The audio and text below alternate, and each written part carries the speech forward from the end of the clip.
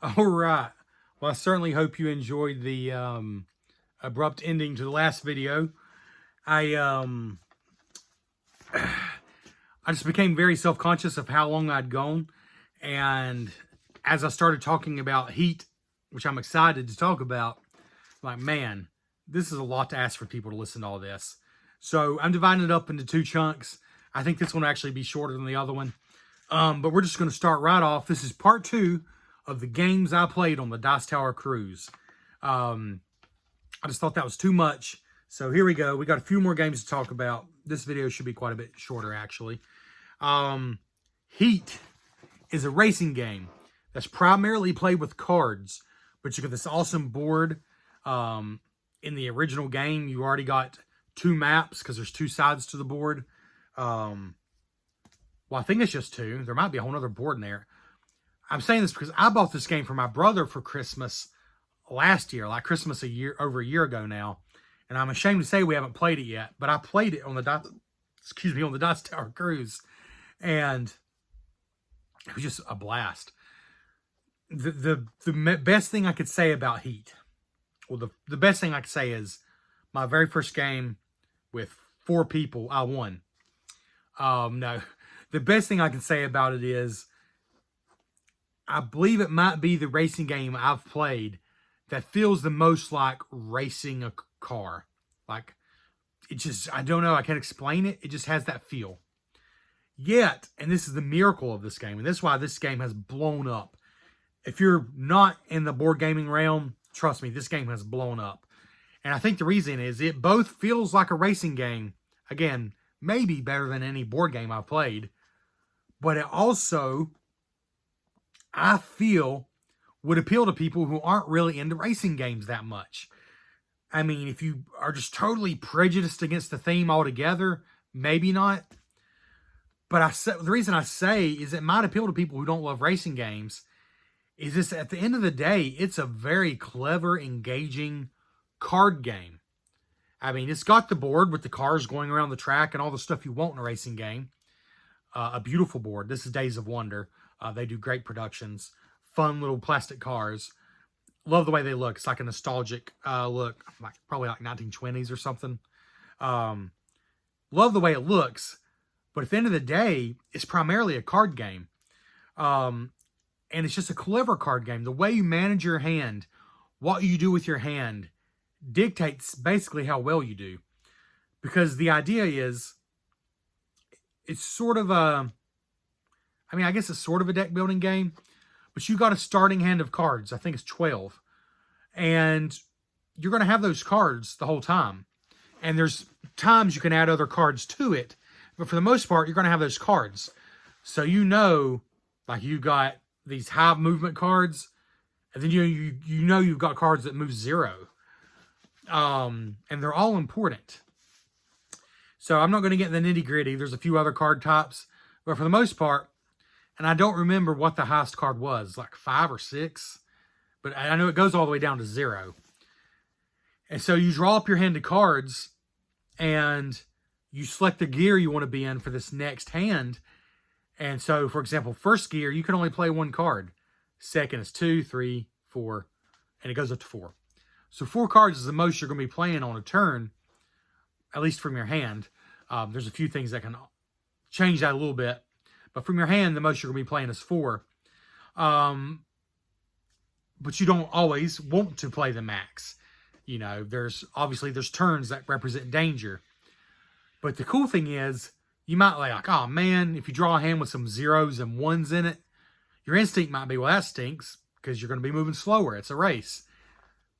But there might be times, like you're stuck up in 3rd gear, and you can shift up or down 1 gear with no penalty, but there's a slight penalty for skipping a gear. Like, you can go from 4 to 2 or 3 to 1, so skip 1 gear basically. But there's a little bit of a penalty involved. Same way with going up, you can skip 1 gear. So maybe you're stuck in 3rd gear, so you've got to play 3 cards. Maybe you started in 4th, you shifted it down to 1 because you didn't want to take the penalty.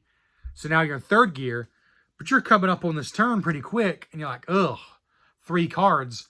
Well, now might be when you burn those 0s and 1s, because you don't want to move as far, but you have to play 3 cards.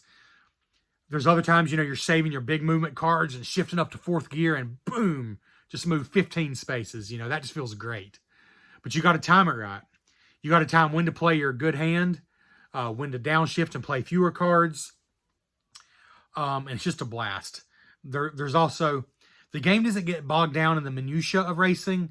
Like, for example, braking, applying the brakes. You just assume the drivers are doing that as they approach the turns. There's not actually a card that is technically braking. It's represented by the cards you play that you're going slower around the turn. There is slipstreaming, like when you land behind a car, you can slipstream around them. But you got to be careful because, again, turns change that around. The very basic game is very simple. You can learn it so quick. I explained most of it. Like, you couldn't play based on what I just said, but I did explain most of it. But right there in the base game with no expansions added, there are expansions built into the game. It's like, okay, this time we're going to play with an audience. And that changes things. If you give the audience a little bit of a show, you go through a turn a little faster than you should. Yeah, there's a penalty for that. But it might be worth it if there's an audience watching. There's weather that changes. Like, normally you could take this turn at a speed of, say, 9. But now it's only a speed of 2. So it's brutal. It can just really be a brutal section. There's all kinds of things you can add right there in the base game. The other brilliant thing about this game is, now I played it, unfortunately, just once. I would love to have played it again while I was there. And I played with 4, and it was great. But it plays up to, I think it's 8 players. And people say it's great with the max number. The thing is, it's still really good. I've not played it with 2, but I've heard it's still quite good with only 2 players. It even plays solo. And that's because the bot system, where you basically fill out the track with computer players, unlike so many games, this one is seamless. It works so well. The way they move is just kind of seamless with what you're already doing. So even with only 2 players, you can have an exciting race. Now, I think this kind of game is still going to be a little more fun with more players.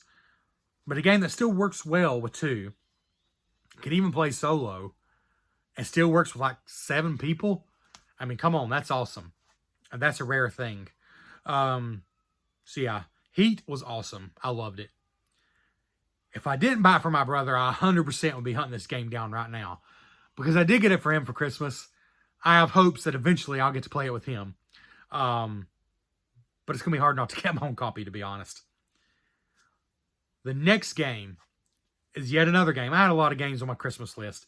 My father-in-law literally looked me in the eyes and said, "Son, I'm not getting you any board games for Christmas." Because he's seen how many board games I have. He got me a board game bag, which actually was really awesome and thoughtful. But White Castle is another board game I had on my list. And it's not about the hamburgers. It's The White Castle is actually what it's called. And it's one that after I played it, I'm like, yep, I wish somebody got me that for Christmas because now I'm going to get it myself. It's great. It's, I played this with Brian Drake from the Dice Tower. That was fun. I tied with him for second. I believe it was his significant other that destroyed us, though. Yeah, she definitely destroyed us.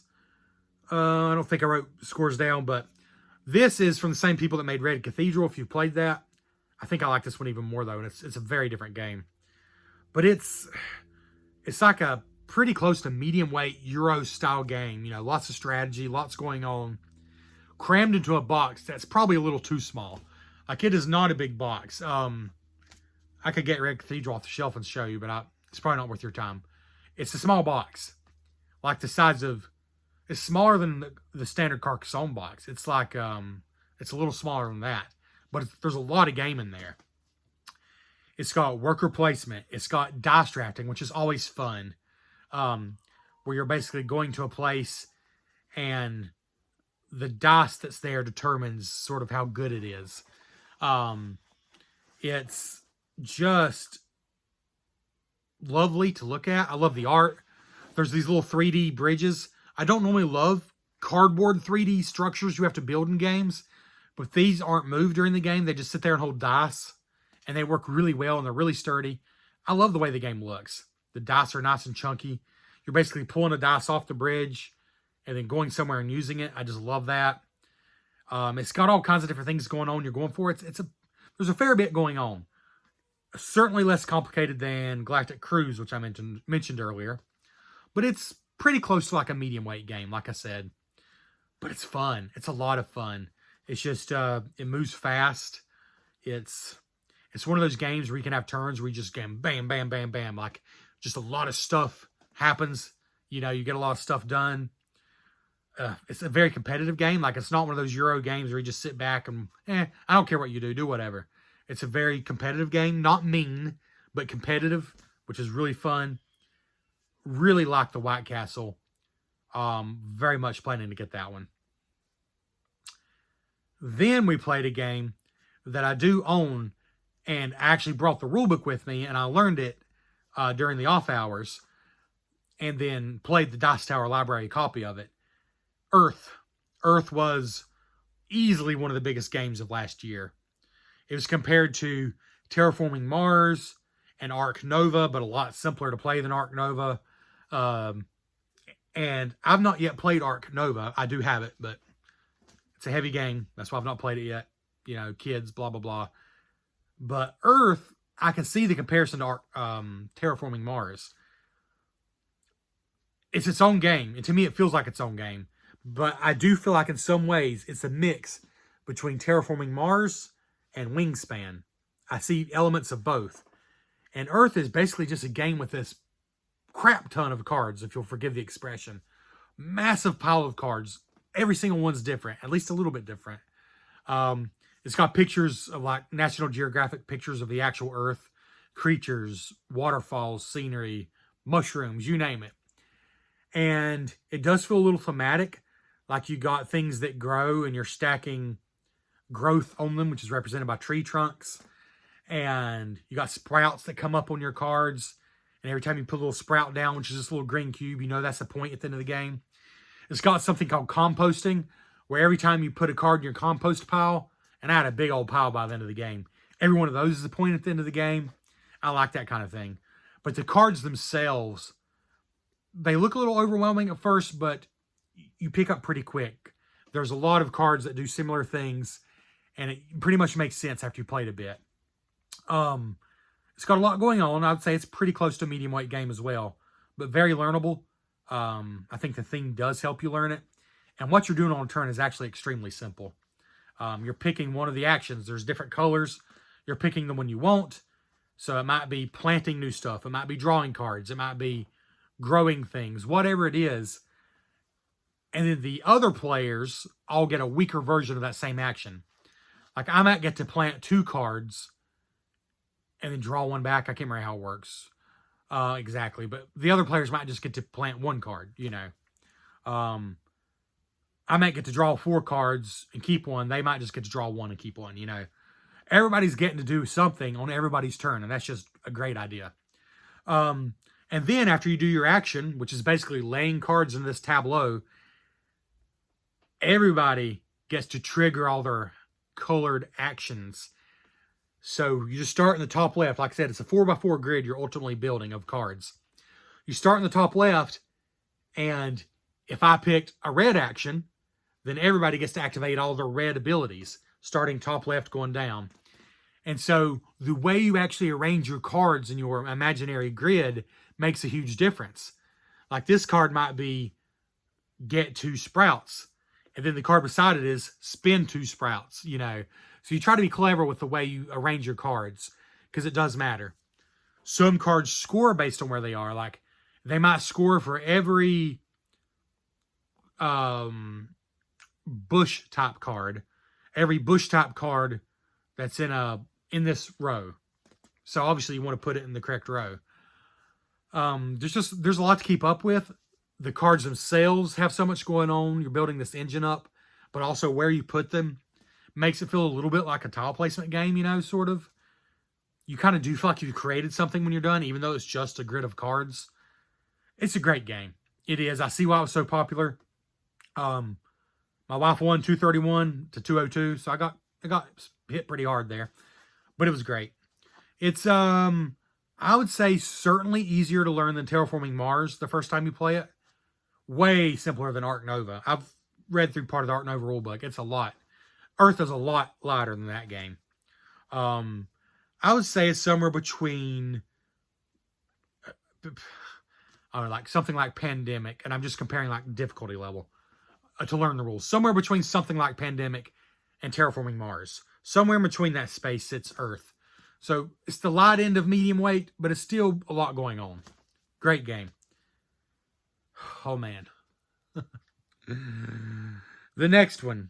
So I had a chance to play a game I really wanted to play with one of my heroes, Eric Summerer, who is of the Dice Tower podcast. Sort of the voice of board gaming, he's known as, and I agree. He has a great voice. I love Eric Summerer. Would have loved to play the game with him. I'd planned to join in the next game with them. I told them I would like to. They said, yeah, that's fine. I waited a while thinking, yeah, I'll just wait them out. No big deal. And somebody I played a game with the day prior approached me and said, hey, man, I was just talking to some guys. I told them you were fun to play with yesterday. We're getting ready to play Great Western Trail New Zealand. If you'd like to join us. And I had a moment of like a deer in the headlights look. I'm like, no, I really want to wait and play this game with Eric Summerer and his group. But I also felt like I was being rude because I'm sitting there doing nothing and he's inviting me. He was not pressuring me at all. It's totally my fault. But I said, yeah, I guess so. And I was kicking myself because like I shouldn't have done that. I was waiting for them, you know. I knew what I was doing. Why didn't I just say that? Because, oh my God. I've never played any Great Western Trail. I have the new second edition of the original game. I would love to play it eventually, which is one reason I said yes to this. But this is the New Zealand edition, which I believe by a hair, or maybe 2 hairs, is more complex and has some more things going on than the original does. And I've just never played any version of Great Western Trail. Everybody else I'm playing with had played some version, although some of them hadn't played this version.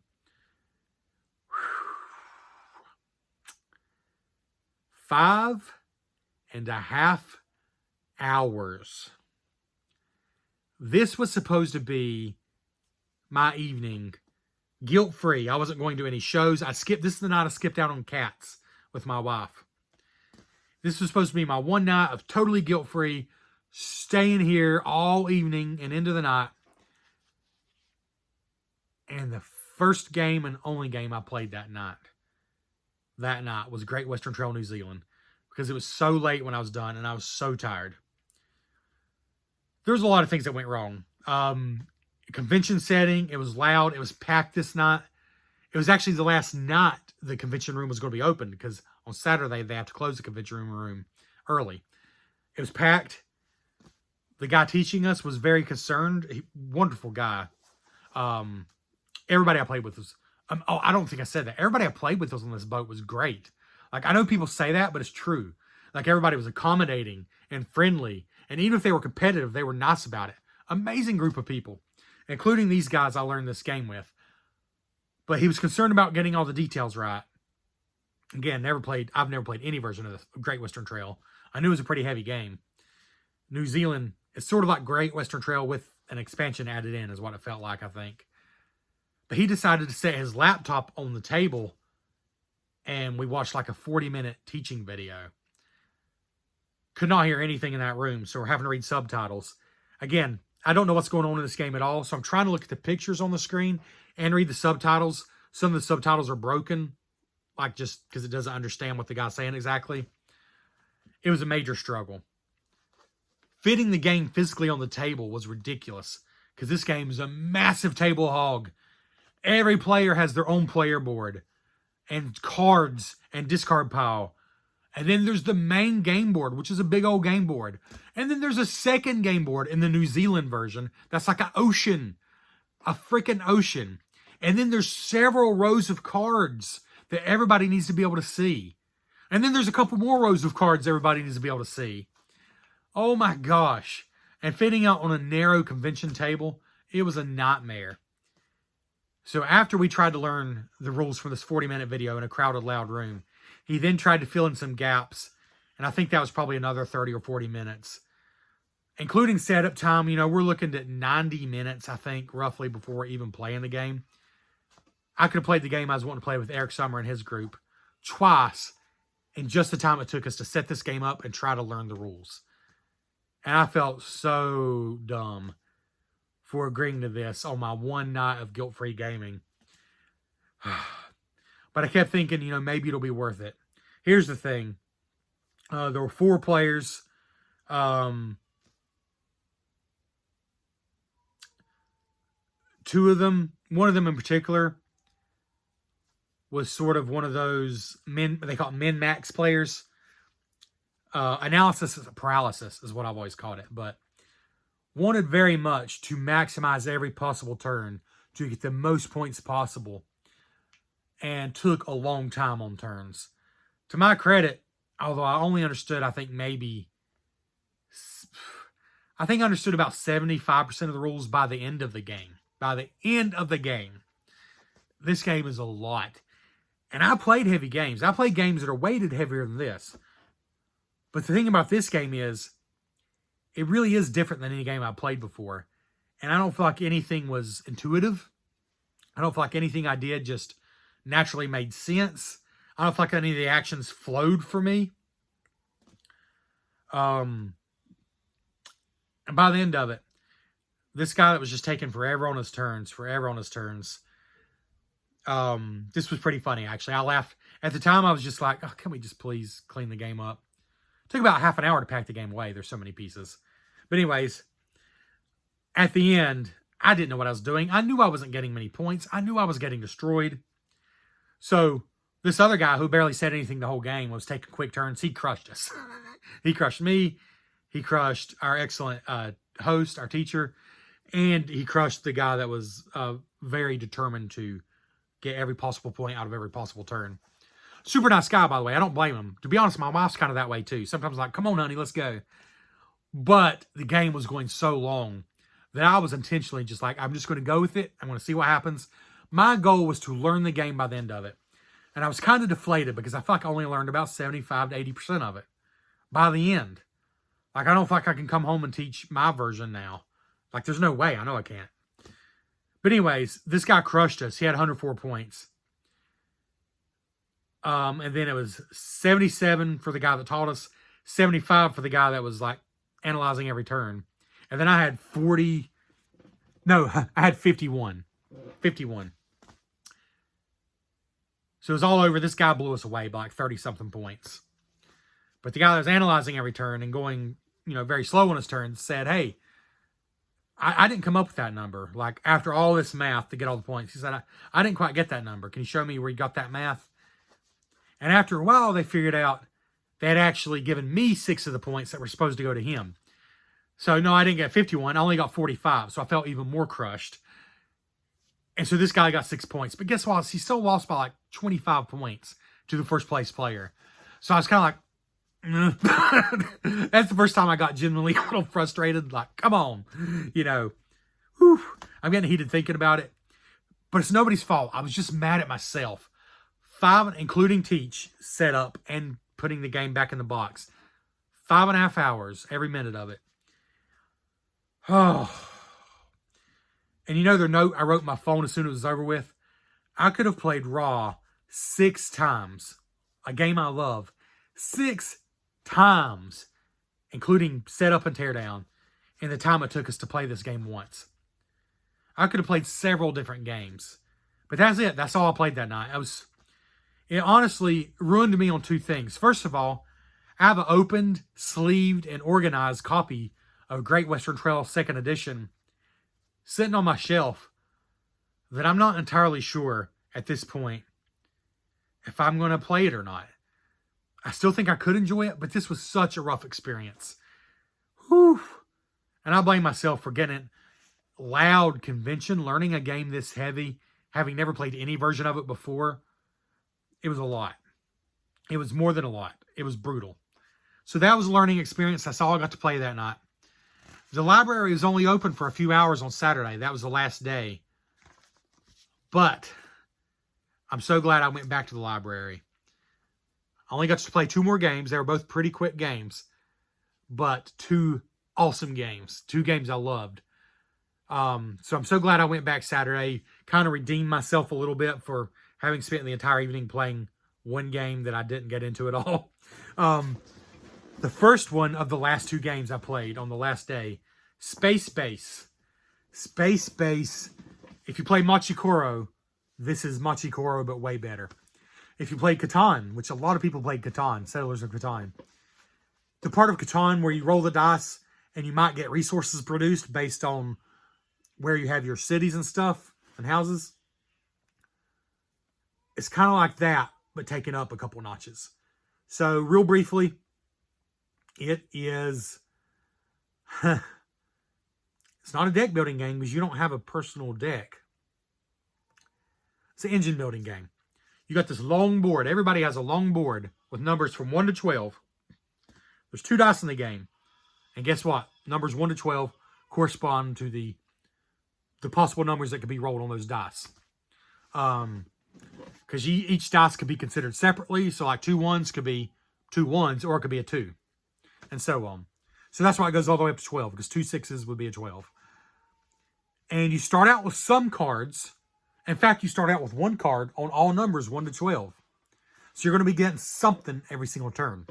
You start out with a card on all numbers, but as you buy new cards, like in Dominion or any deck builder, you buy new cards. Instead of going into your hand, they go on your personal board. And so this weaker card gets replaced by a better one, but the weaker card then flips. They're these little skinny cards. They're like that skinny, and they're long, tall cards. But it flips, and you kind of tuck it in behind your board. Now, on other people's turns, so on your turn, the blue stuff happens. That's the main part of the card. But on other people's turns, the red stuff at the top of your board happens.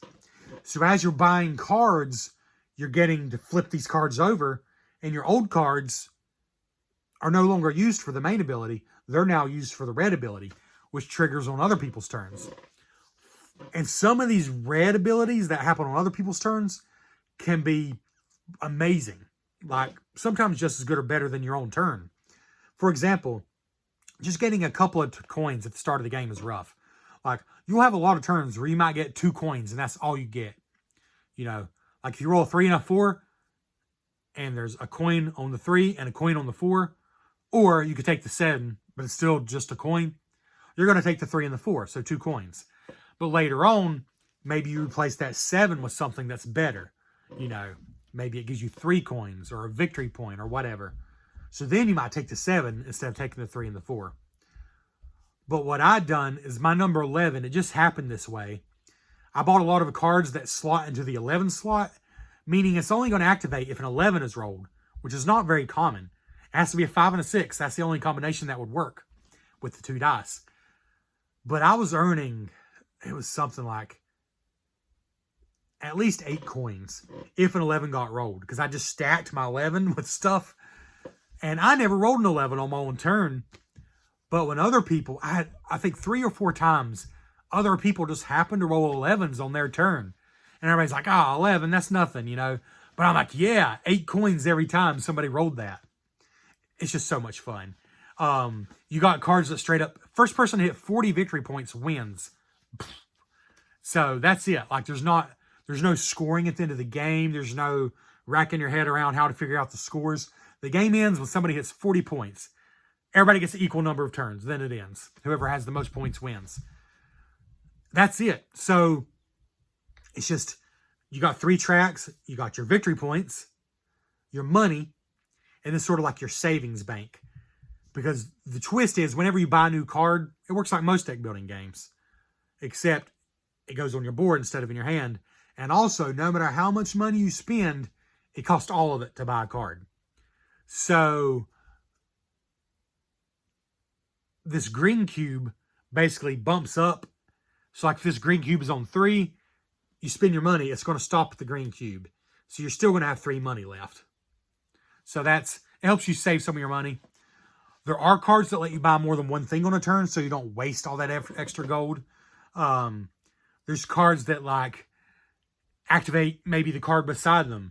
There's cards that let you switch with other cards. There's a card that lets you win the game if you buy and if you roll the number on it. It just says you win. The game ends. And that's a weird card. Some people might hate it.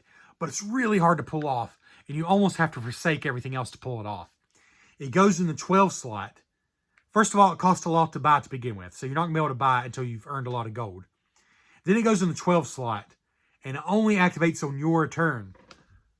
So you got to roll a natural 12 on your turn with 2 dice. But if it happens, you feel pretty awesome. But there's cards that let you swap cards. So maybe this 12 can be swapped maybe into the 4 slot. And now all you have to do is roll a 4, which is actually a lot easier. Because a 2 and a 2 or a 1 and a 3 could be a 4. It's easier to roll. Yeah, it's great. Space Base is great.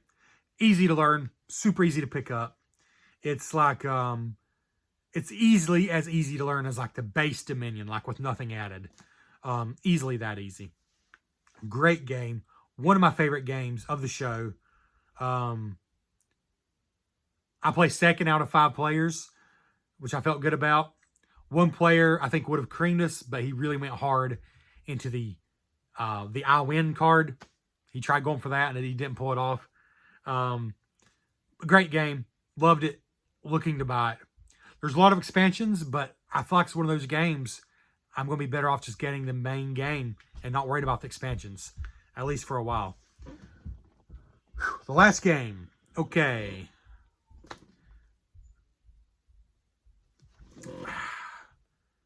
The last game is the game I wanted to play with Eric Summer the previous day. I got to play it, not with him, but with some really cool people.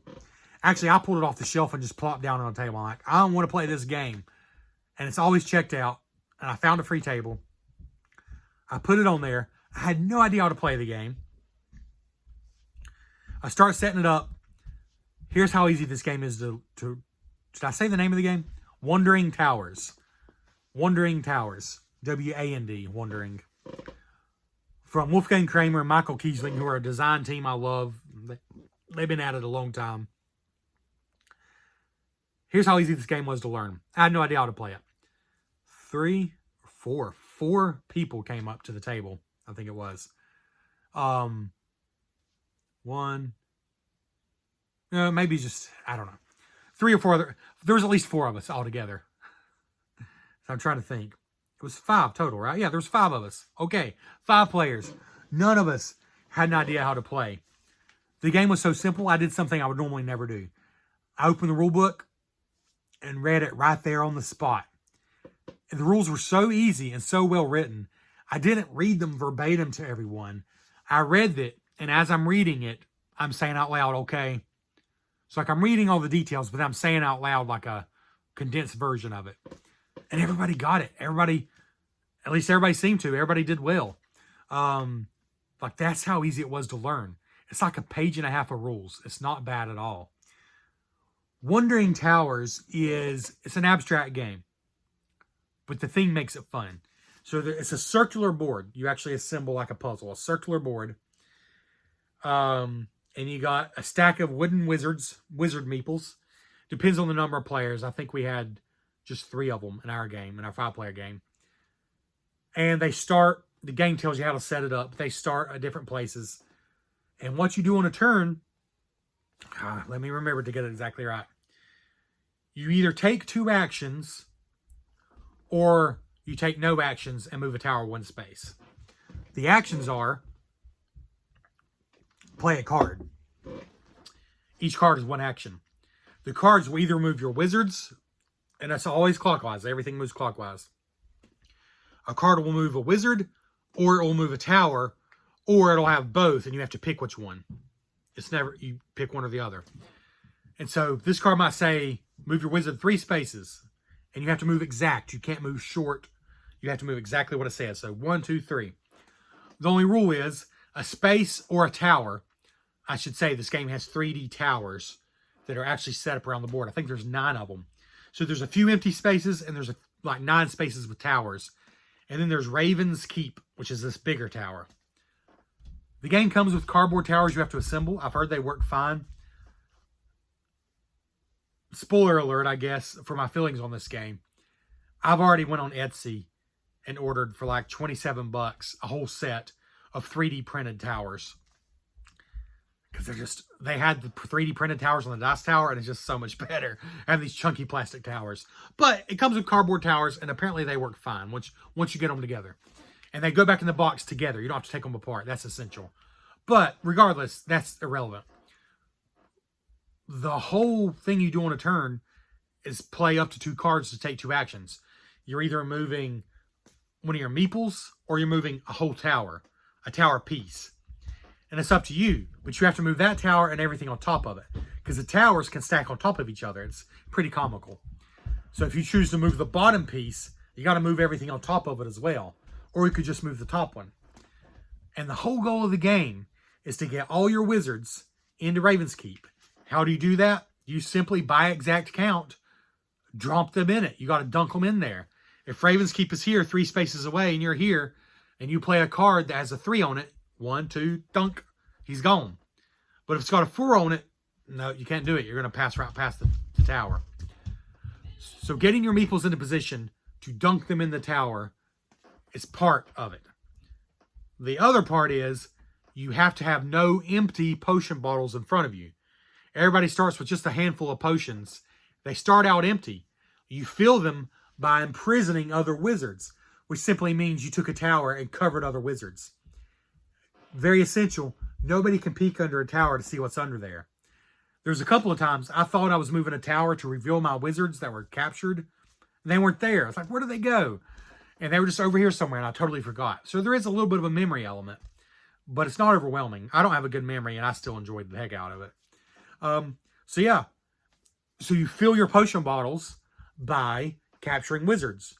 And so as long as you have no empty potion bottles and all your wizards are dunked in Raven's Keep, you can win the game. You can also use potions though once they're full, and then they just go out of the game. And this is a big twist to the game. There's a whole handful of cards you can use, and the game literally says use as many as you want. The more of these cards you use, the more strategy or tactics you're adding to the game. Because you can spend your potions. Now, you only get to do it a couple times during the game, because they cost 1 or 2 potions each to use. And like in a 5-player game, we started with 4 potions. So even if you fill all 4 potions, you're not going to be able to use a lot of your spells. But these are spells anybody can use on their turn, either before or after their actions. So it can boost up what you need to do. Like it might be as simple as move 1 wizard 1 space. So if I had a card that brought me within 1 space of Raven's Keep, boom, spend some potions, boom. There, I'm good.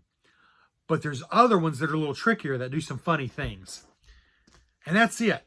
You got potions you can use. Otherwise, you're just playing cards to move wizards or move towers. Try to get all your wizards in Raven's Keep.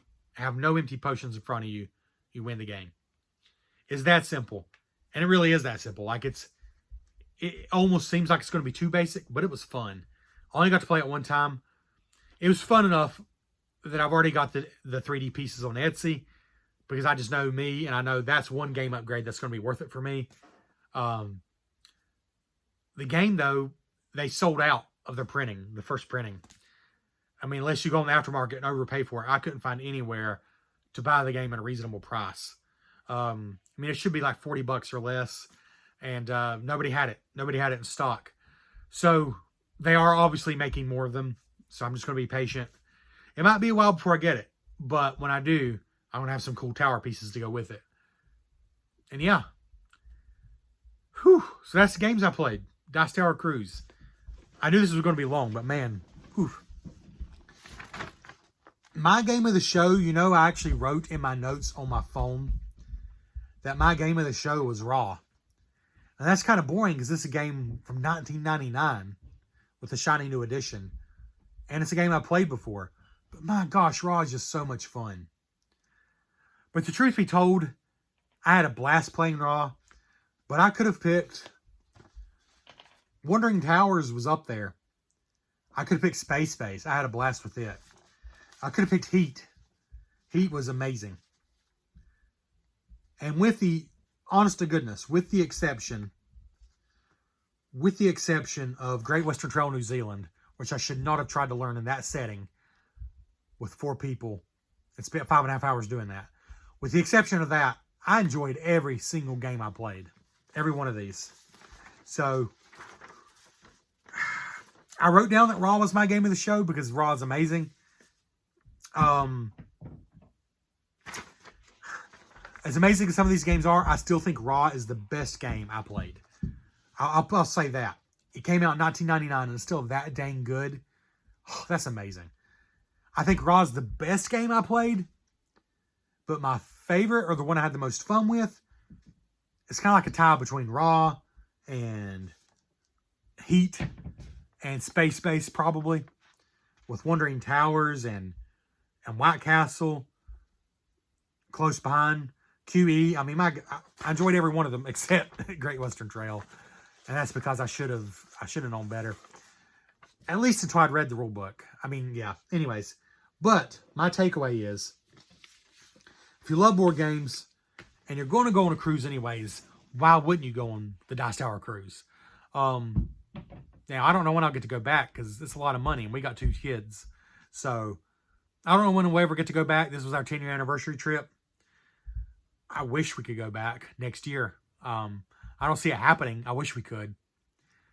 But had a great time. You know, only one real regret was not playing 4 or 5 or 6 other games in the time it took me to play one game. But other than that, no real regrets.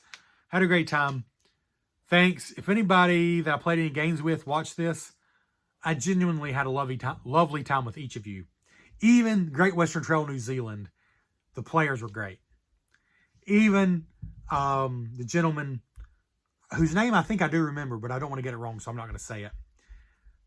Even he was great. It was just such a long game, and I really wanted it to be over. But thank you all for watching. This has been the Cardboard Cave. Have a great rest of your day, not whatever it is. See you around.